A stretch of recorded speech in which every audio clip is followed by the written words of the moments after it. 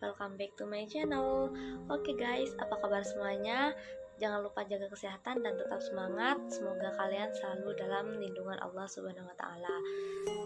Baik, saya Maiza Mediatun, mahasiswi program studi agribisnis Fakultas Pertanian Universitas Trunojoyo Madura. Pada kesempatan kali ini saya akan membahas tentang komoditas padi di Indonesia di masa pandemi COVID-19 ini. Dan video ini juga untuk memenuhi ujian tengah semester mata kuliah agribisnis pangan dan non-pangan. Ingin tahu lebih lanjut pembahasannya? Jangan kemana-mana, tetap tonton video ini sampai habis dan jangan lupa like, comment, share, dan subscribe.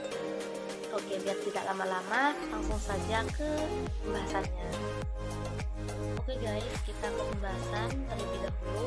Yang akan saya bahas ada 4 poin di sana. Yang pertama, ada kondisi exciting. Nah, kondisi exciting ini kondisi yang sekarang di Indonesia itu alami. Bagaimana perkembangan komoditas padi di Indonesia setelah adanya wabah COVID-19 ini. Dan yang kedua itu ada peluang dan ancaman tentang komoditas padi dengan adanya wabah COVID-19 ini. Dan yang ketiga itu kebijakan pemerintah tentang terkait dengan komoditas padi dengan adanya COVID-19 ini.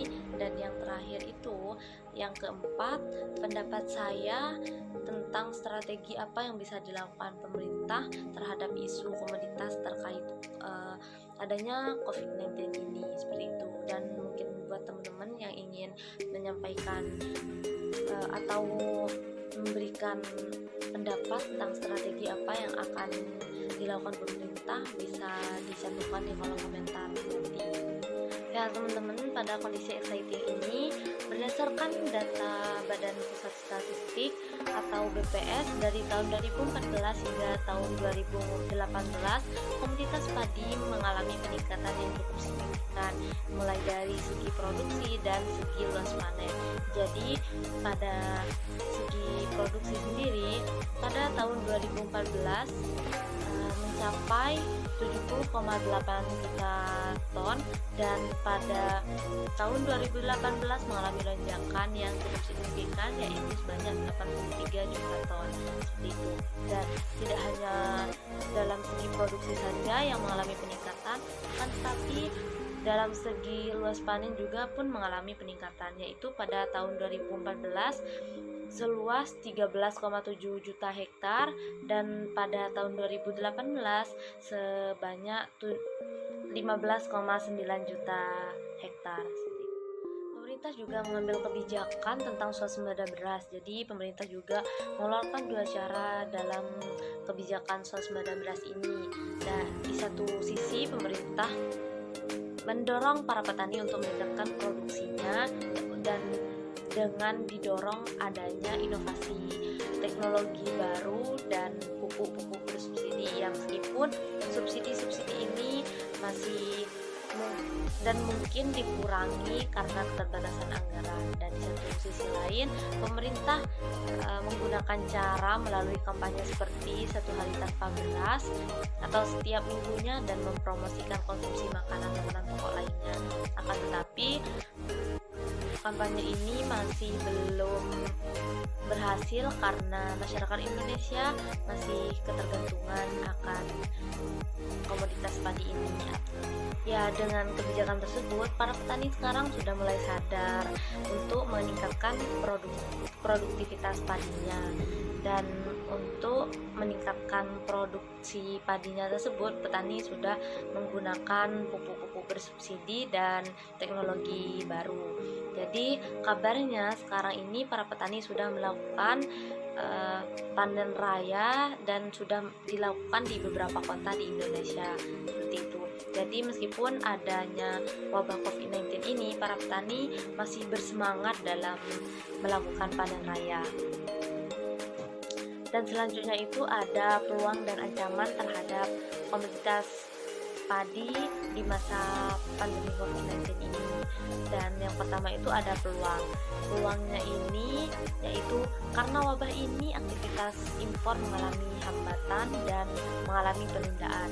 Mengingat akan permintaan konsumsi beras itu semakin meningkat, sedangkan penyediaan stok beras itu semakin menipis. Jadi hal itu menjadi peluang untuk petani untuk meningkatkan produksi padinya dan olahannya.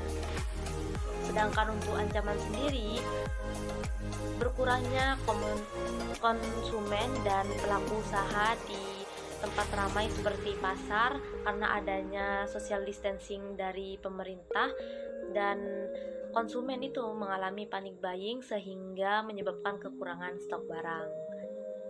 Selanjutnya ada kebijakan pemerintah terkait komoditas padi dengan adanya wabah COVID-19 ini. Dan yang pertama itu ada Bulog akan melakukan pembatasan penyerapan karena persediaan masih cukup dan penyerapannya bukan dalam bentuk beras, melainkan dalam bentuk gabah. Dan Kementerian Pertanian juga mengatakan kalau harga gabah saat ini mengalami penurunan yang drastis, dan turunnya harga itu di bawah harga pembelian pemerintah atau HPP. Dan Dirjen Tanaman Pangan Kementerian Pertanian juga mengatakan kalau harga HPP gabah yaitu sebesar 4.200 per kilogram sesuai dengan Peraturan Menteri Perdagangan Nomor 24 Tahun 2020. Kebijakan pemerintah yang kedua yaitu kebijakan non-tarif measures atau NTM dalam perdagangan pangan. Berbagai bentuk kebijakan NTM yaitu seperti kuota, lisensi, kontrol harga, dan peraturan persyaratan label, serta tindakan anti persaingan. Beberapa NTM juga diterapkan untuk melindungi konsumen, namun masih banyak diterapkan untuk menjadi hambatan dalam perdagangan. Padahal diterapkannya dalam hambatan dalam perdagangan yaitu bisa memperlambat proses pembelian barang. Kadang pembelian barang itu bisa dilakukan ketika harga internasional itu sudah mahal. Ya, kebijakan pemerintah yang ketiga yaitu pemerintah tetap menjamin ketersediaan pasokan pangan utama dan strategis bagi penduduk dengan harga terjangkau. Dan langkah antisipasi yang dilakukan pemerintah yaitu dengan mempercepat proses penerbitan rekomendasi impor. Dan yang terakhir itu, bagaimana sih pendapat saya terkait strategi yang bisa dilakukan pemerintah terhadap isu komoditas padi di wabah COVID-19 ini? Dan yang pertama, menurut saya memberikan bantuan berupa benih dan pupuk kepada petani daerah terutama di pelosok. Dan yang kedua itu, kebijakan terkait persediaan bahan pangan yang tidak boleh ditimbun.